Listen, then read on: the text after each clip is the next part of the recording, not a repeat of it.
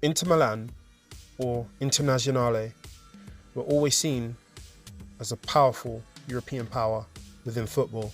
There was one major trophy that was elusive to them: the Champions League.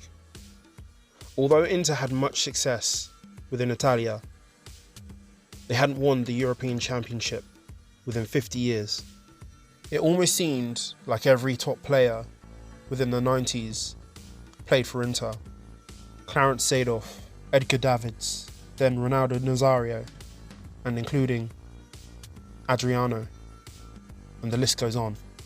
Fast forward to 2008, Josè Mourinho was elected and appointed as the manager of Inter Milan, previously taken over from Mancini. Mourinho was seen as the man for the job to collect the elusive major trophy of the Champions League.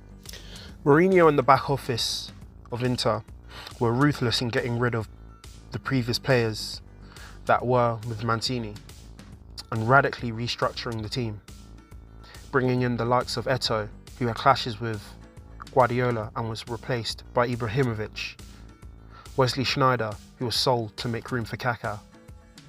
Mourinho and Barcelona had previous bad blood. Mourinho was snubbed by Barcelona numerous times as the head coach, and they picked Guardiola instead of him. Now, let me take you to the San Siro, April 20th, 2010. A semi-final for Mourinho soldiers, an epic match for the underdogs. There was one apparent problem that could have destroyed them in their match against Barcelona, that would have stopped them from progressing to the final. The guy, I forgot his name. What was his name? I'm joking. Within the starting lineup, Guardiola had Ibrahimovic as a strong number 9 and Messi playing on the right. Ibrahimovic was essentially there to occupy the centre-backs, while Ibra was in the middle. He was meant to grant Messi the freedom to go to the right and play a 1-2, while the rest of the centre-backs were occupied. Whilst Messi cut in, Dani Alves was another option. From the right-back position, he would go forwards and create another option for the forwards. The special one anticipated this. Mourinho realised that Messi cannot play alone when he cuts in. So what he devised was that the centre mids and the right backs had to occupy their spaces and always stay in communication, as he explains here. Situation for us was very, very clear, which was he cannot play alone when he come in between the lines. So this player here must be a player totally in control of this area here, always in communication with the left back, and there is a moment where he becomes yours and I stay in the zone.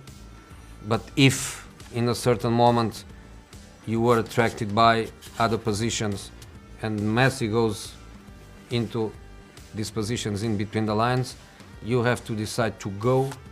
But then if you decide to go, you have to defend Alves. So there was a combination of ideas, but basically everything was around not let Messi play.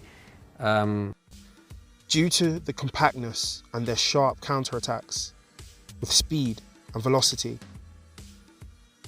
Piqué and Puyol could not keep up, while the left backs and the right backs were occupied as they went forward. The intensity of the counter-attacks and the communication of the strong defence led them to a 3-1 win in the first leg of the semi-finals of the Champions League. Going into the new camp, the second leg, Internazionale lost 1-0 to Barcelona. However, it was 3-2 on aggregate, and they were through to the Champions League final, which they eventually won. What I love about this story is Mourinho and his squad, Sneijder, Eto'o, especially Milito and others, were seen and deemed as outcasts, as underdogs, people that were never seen to win the Champions League, an unprecedented feat. This all came down to great stratagem, great communication, great coaching, and with all this mixed together, led to them identifying great opportunities and knowing when to strike.